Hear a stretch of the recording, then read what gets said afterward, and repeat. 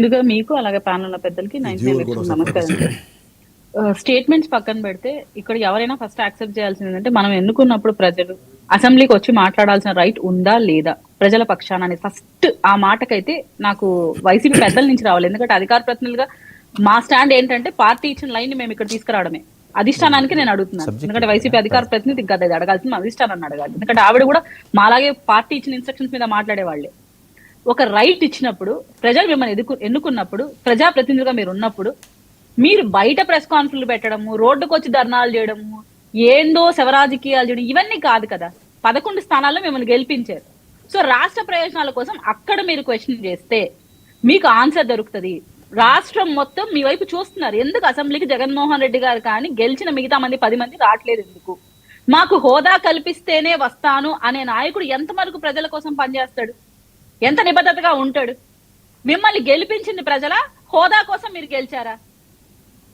ఇలాంటి మాటలు వీళ్ళు చెప్పుకోవడానికో సమర్థించుకోవడానికో బాగుంటాయి, కానీ రాష్ట్ర రాజకీయాల్లో జగన్మోహన్ రెడ్డి గారిని చూస్తున్న వాళ్ళు, ఒక ఎక్సీఎం గా ఆయన ఉన్న వాళ్ళు, ఈ రోజు ఒక పులివెందల ఎమ్మెల్యేగా ఆయన ఉన్నప్పుడు ఆయన మీద ఎంత నమ్మకం ఉంటుంది? ఆయన అభిమానించే వాళ్ళు ఆయన ఎంత గౌరవిస్తూ ఉంటారు?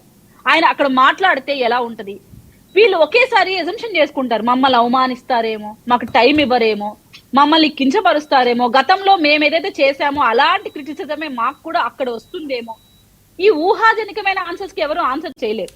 మీరు అటెండ్ అయి అవమానం పడితే అప్పుడు కూటమికే కదా మైనస్ అవుతుంది, మీకు అవ్వదు కదా. నేను ఈ 99 డిబేట్ సాక్షిగా ఒక ఛాలెంజ్ చేస్తాను. జగన్మోహన్ రెడ్డి గారు ఆయన క్యాడర్ గా ఎవరైనా యాక్సెప్ట్ చేయండి. సింహం సింగిల్ గా వస్తుంది ఇలాంటి మాటలు అక్కడ కాదు మీరు చూపించాల్సింది, అసెంబ్లీకి చూపించాలి.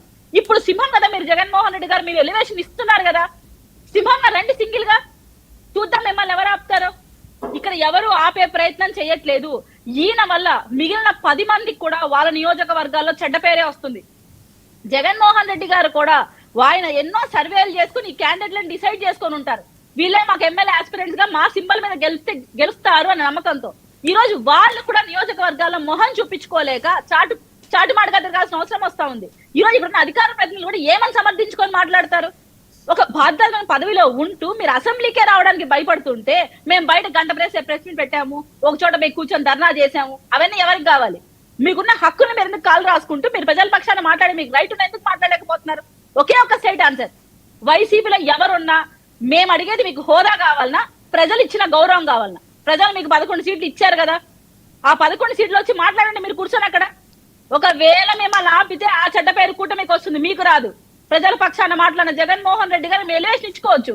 ఎలా అయితే రైతుల కోసం వచ్చి మాట్లాడితే మమ్మల్ని ఇబ్బంది పెట్టారు, మాకు సెక్యూరిటీ కల్పించట్లేదు, నా మీదకి వచ్చేస్తున్నారు, హెలిప్యాడ్ కాడికి వచ్చేస్తున్నారు, ఎలా చెప్పుకుంటున్నారో రేపు అది కూడా ఎలివేషన్ గా చెప్పుకోవచ్చు కదా. ఇక్కడ చిత్తశుద్ధి లేదు సార్. జస్ట్ ఏదో ఒక మాట అనాలనే ఉద్దేశంతో తప్ప ప్రజల పక్షాన నిబద్ధతగా నడిచే నాయకుడు జగన్మోహన్ రెడ్డి గారు అయితే ఓపెన్ ఛాలెంజ్ చేస్తాం, కూటమి నుంచి రండి అసెంబ్లీకి కూర్చొని మాట్లాడండి, మిమ్మల్ని ఎవరు ఆపుతారో మేము చూస్తాం. ఆపితే చెడ్డ పేరు కూటమికి వస్తుందని మేమే ఛాలెంజ్ చేస్తున్నాం కదా. ఆపే ప్రయత్నం కూడా ఎవరు చేయట్లేదు, రమ్మనే ఆహ్వానిస్తున్నారు. సీఎం గారైనా డిప్యూటీ సీఎం గారైనా రావడానికి జగన్మోహన్ రెడ్డి గారికి నామూచి.